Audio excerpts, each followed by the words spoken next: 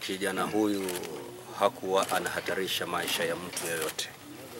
Hakuwa anahatarisha maisha ya wenzake wala hakuwa anahatarisha maisha ya polisi. Kwa hivyo tunashangaa mtu ambaye hajajihami kwa jiwe, mtu ambaye hajajihami kwa kisu, mtu ambaye alikuwa hana silaha yoyote wala hakuwa na hatari yoyote kwa mtu yoyote. Askari wa gereza wanamfuatilia risasi na kumuua. Ni jambo ambalo bila shaka mtu yoyote mwenye akili timamu ni alilani vikali. Na mimi kama gavana wa jimbo hili ningependa kulilani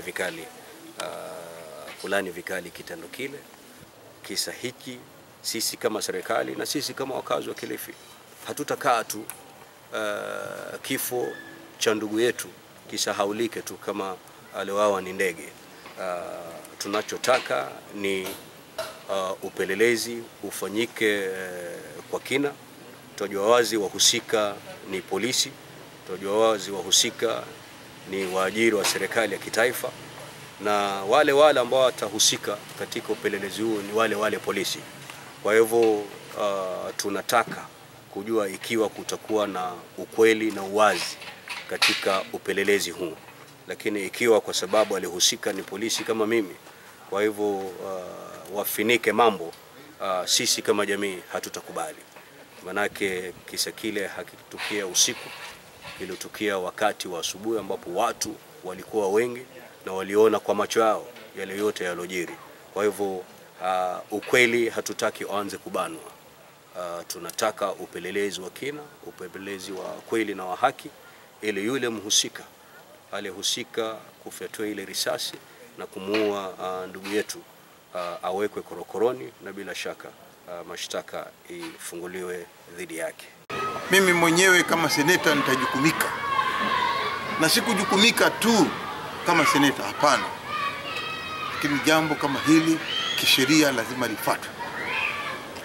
Kesi kama hii nitaichukua mimi mwenyewe kuona ya kwamba nitafikisha ndani ya koti.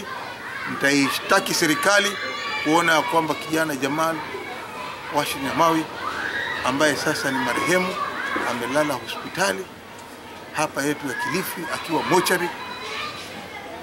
Serikali itupatie jibu ni nini watakachofanya kuhusikana na jamii na familia yao. Hayo yote tunayafuata mara moja, lakini la zaidi sana ni kwamba uchunguzi ufanywe na aliyetenda kitendo hichi, ambaye ni askari, ni polisi, ambaye ni mfanyikazi wa serikali hii yetu iliyo katika mamlaka hivi sasa, achukuliwe hatua, pelekwa kotini, uchunguzi ufanywe, na sio kwamba imebainika wazi ya kwamba hichi kitendo kilikuwa cha uhalifu, na kwamba wao ni wale watu tunaita maaskari ambao wanafurahi sana kubeba bunduki na kuua Mkenya bila sababu ya aina yoyote. Tutahakikisha ya kwamba bwana ndugu yetu Jamal haki imetendeka, na yule aliyechukua roho yake lazima pia naye sheria ichukuliwe, ili tunaenda kumstiri Jumamosi ijayo apate haki yake. Vitendo kama hivi lazima tuvishtumu, na kitakuwa cha kwanza na cha mwisho kutendeka. Lazima bwana Githu Muigai pamoja na Inspector General wa polisi hii maneno waichukulie kwa uzito unaotakikana.